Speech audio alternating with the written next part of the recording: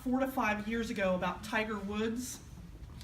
Remember him when he sort of hit rock bottom? Turns out he'd had a number of affairs. He was found drinking and driving. This was back in 2010.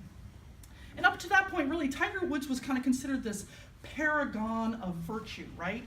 He was this amazing athlete who always had this ready smile. I mean, he had like the best smile. He still does have, actually, the best smile. But I remember he sort of, he was this, African-American who went up against the sort of white establishment of golf, which has been predominantly older white men, and he totally kicked some A. And he was so awesome about it. So it was sort of this huge shock when this scandal happened. But I remember something else, and I don't know if you remember this also happened. Britt Hume on Fox News, he said this. He said, Tiger Woods will recover as a golfer.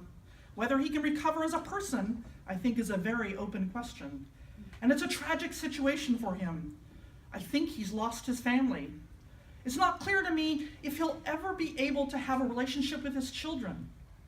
But the Tiger Woods that emerges once the news value dies out of this scandal, the extent to which he can recover, seems to me to depend on his faith.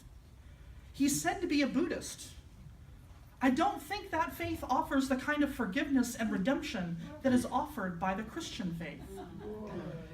So my message to Tiger would be, Tiger, turn to the Christian faith, and you can make a total recovery and be a great example to the world. Yeah, I can some of the reaction in his mind, like, how incredibly condescending. Oh my gosh. I mean, about religion in general, but wow. But I remember thinking, well, is he right? What is the Buddhist idea on redemption? And I thought, well, what about Unitarian Universalists? Do we have a theology of redemption? I mean, in fact, what does redemption mean anyways?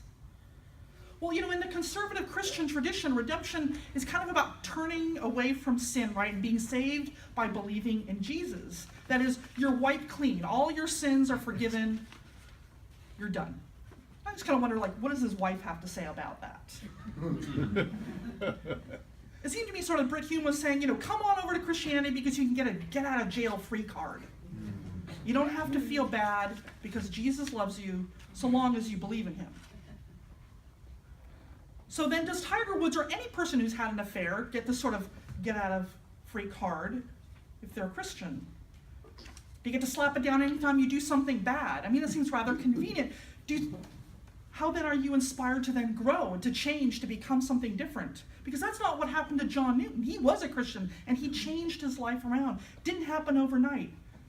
It's bit by bit, day by day. So what about beyond, say, the Christian definition of redemption? In our justice system, or maybe a secular understanding of redemption, is sort of the paying of a debt owed by the wronging when you've wronged someone. And that actually comes from that idea, the ideology of an eye for an eye and a tooth for a tooth. Our justice system believes if you lock someone up as punishment, that this will somehow pay back the debt to society for whatever crime that someone did. In other words, punishment or suffering is redemption. And that too has some major issues. When I worked in the jail, you saw people being punished, but they had no ability to reflect on their own lives, to make changes in their lives. And does that justify suffering? For years, this idea of redemption, of justifying suffering, was used on abused spouses. That is, your suffering will redeem you. Stick with marriage because that's far more important than your freedom. The original word for redemption, it's a Latin word, and it means to ransom or purchase. It was originally used actually for the freedom of captives or slaves. So in the ancient world, people, if you went into a land and you conquered the land, you kind of rounded everybody up and they were your slaves. Didn't matter what their color of their skin were. They could be Gauls in France or whoever it was, but they were your slaves. But you could buy them back, and that was to redeem them. And you gotta wonder though, after someone gets out of jail, supposedly they are redeemed, rehabilitated, they've bought their freedom in a sense. But does it really work that way? Can you ever make up for something really horrible that you've done? Now, redemption is one of those words that kind of for a lot of us Unitarian Universalists is kind of a hard word for us to say, right? Depending on the tradition that you grew up with, you may associate it with stuff that sin and judgment and punishment. A lot of the baggage that's unfortunately tied to some of the more beautiful parts of Christianity. But it's an important question to ask. Can anyone ever make up for what's been done in the past? Can we buy back our freedom from guilt or shame or the hurt that we have caused? Can anyone make up for the bad that someone's done in that past? Well, has any of you ever seen the movie Shawshank Redemption? Oh, yeah. You seen that movie? Okay. I love this movie. It's probably one of my top 3 movies out there. I love this movie. So we're going to watch a little clip from it. And I just, for those of you who know, so I don't know if, I'm going to assume that not everybody knows everything about this, because I don't want to give it all away, but there was this story of these 2 men. One is Andy Dufresne, and he's played by Tim Robbins. He's a new inmate who's been accused of murdering his wife. And the other is Ellis Boyd Redding, who's known as Red, and it's played by Morgan Freeman. Morgan Freeman plays this guy who's a lifer in prison for a horrible crime he's committed. And the clip I'm going to show you is a montage of some of the clips from the movie that shows over the years when Red is up for parole every 10 years. And he's asked, have you been rehabilitated? In other words, have you changed your ways? And don't worry, what looks like the ending of the movie is not the ending of the movie, so there really isn't any major spoilers in this if you haven't seen it. But if you haven't seen it, you should. It's an absolutely amazing, beautiful movie.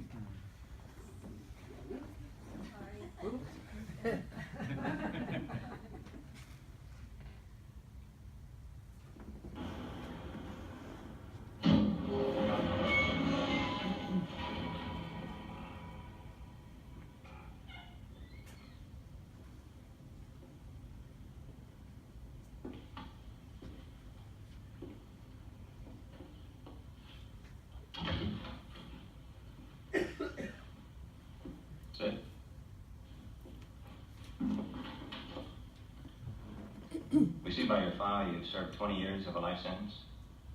Yes, sir. You feel you've been rehabilitated? Oh, yes, sir. Absolutely, sir. I mean, I learned my lesson.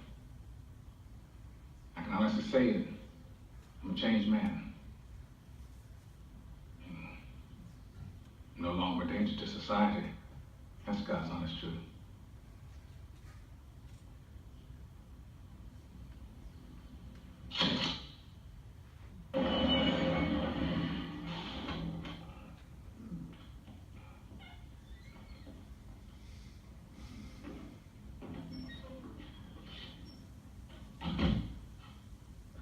Sit down.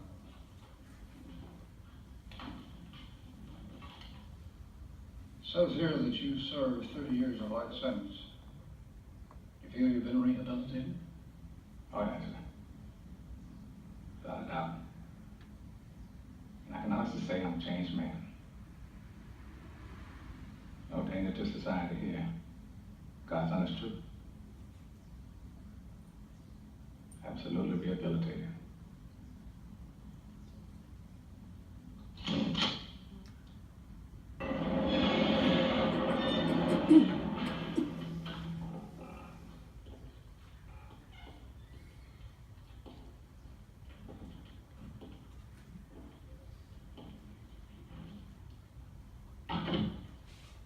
Please sit down.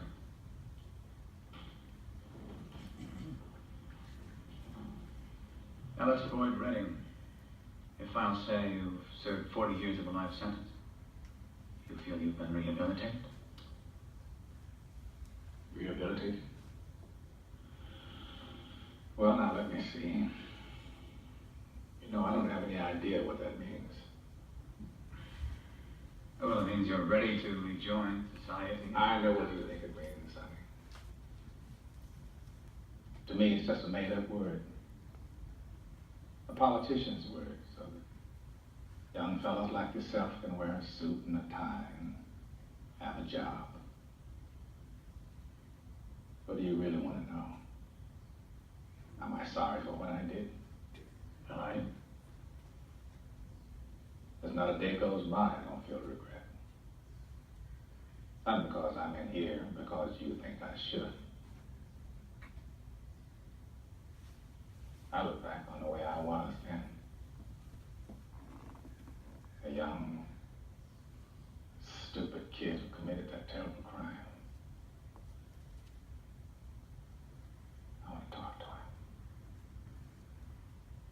I want to try and talk some sense to him. Tell him the way things are. But I can't. That kid's long gone. This old man is all that's left. I gotta live with that. Rehabilitated is just a bullshit word. So you go on and stamp your form, Sonny, and stop wasting my time. Because to tell you the truth, I don't give a shit.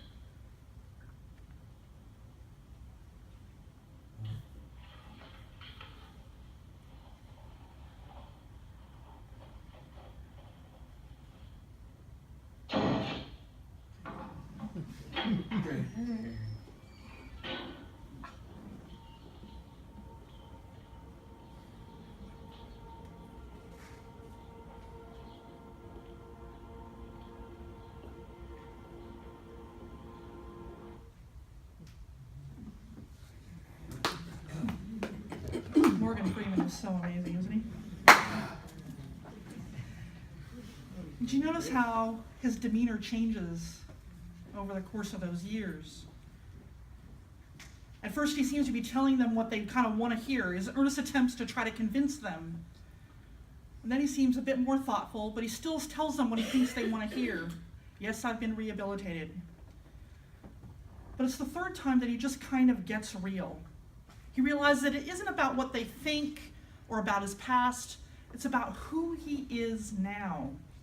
He knows he can't go back to change the past, and he's accepted that. It's more than he regrets the past, because I'm sure he did that before, but rather that his redemption or his freedom isn't something that's given to him. It's something that he creates himself. You know, there's a famous ancient philosopher named Heraclitus. I don't know if I'm pronouncing that correctly. He was a 5th century BC philosopher. You maybe have heard that phrase, you know, you never step into the same river twice. You heard that, right? He's the one who said that. He said, no man ever steps in the same river twice, for it's not the same river, and he's not the same man. He also said this. He said, good character is not formed in a week or a month. It is created little by little, day by day. Protracted and patient effort is needed to development of your character. If we think of redemption as something that we create, that has to do with becoming a better person, leaving that old one behind, reflecting on that life and building a new one. And in the movie Shawshank Redemption, part of Red's change comes from his friendship with Andy Dufresne. They teach one another about human decency and kindness. You know, John Newton, he knew the power of redemption, that it wasn't something he was ever going to stop aiming for. He said this, he said, I am not the man I ought to be. I'm not the man I wish to be. I am not the man I hope to be. But by the grace of God, I am not the man I used to be. John Newton may credit God for that change, but it was he who made the decision to turn that boat around, to turn his own life around, to turn from that wretched life that he had created. And you know, Brett Hume is sort of correct about Buddhism. It really does not have a concept of redemption. But Tiger Woods kind of answered this a little bit. You know, when he first apologized and he knew he had to change his behavior, he said this. He said, I felt I had worked hard my entire life and deserved to enjoy all the temptations around me. I felt I was entitled. Thanks to money and fame, I didn't have far to go to find those temptations. I was wrong. I was foolish. But after Brett Hume, he came back with this about Buddhism. He said, Buddhism teaches me to stop following every impulse and to learn restraint. Obviously, I lost track of what I was taught. Now, Buddhism may not have a theology of redemption, but it does instead teach you how to create change, how to become a better person, maybe even how to not make those mistakes the first time around. So Brett Hume was wrong. Redemption is not a get-out-of-jail-free card. Redemption is something that we create. It's a constant turning toward what we know is right and forces us to change who we are. Saw this picture That's me and my dad. Back in 95, I believe. This was actually one of the last times I saw my father alive. He was not so famous, but I believe that he also fought for a kind of redemption in his own life. He was this passionate environmentalist. You can see every picture I have of him practically is with a mountain in the background. He always loved climbing, hiking, everything. The mountains was his great love, and he was like this different, more centered, grounded person when he was in the mountains.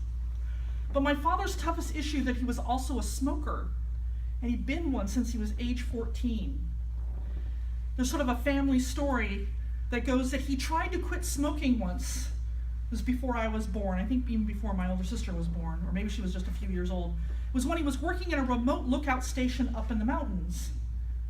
He figured that since his job was to look out for forest fires, he probably shouldn't always be on the verge of starting one. So he decided he wasn't going to pack any cigarettes with him when he went up there. He lasted 3 days. Then he hiked the 18 miles round trip to the nearest gas station to get some cigarettes. His cravings had gotten that bad. Now, my mother told me this story in glee. They were divorced when I was little. But when I asked him about it, I remember he was really embarrassed. He was kind of ashamed because, he considered himself a very smart, disciplined person, and he couldn't kick this addiction to nicotine. And in my lifetime, I don't believe he ever tried to quit again. Now, over the years, he did try to quit smoking cigarettes. He went to pipe smoking.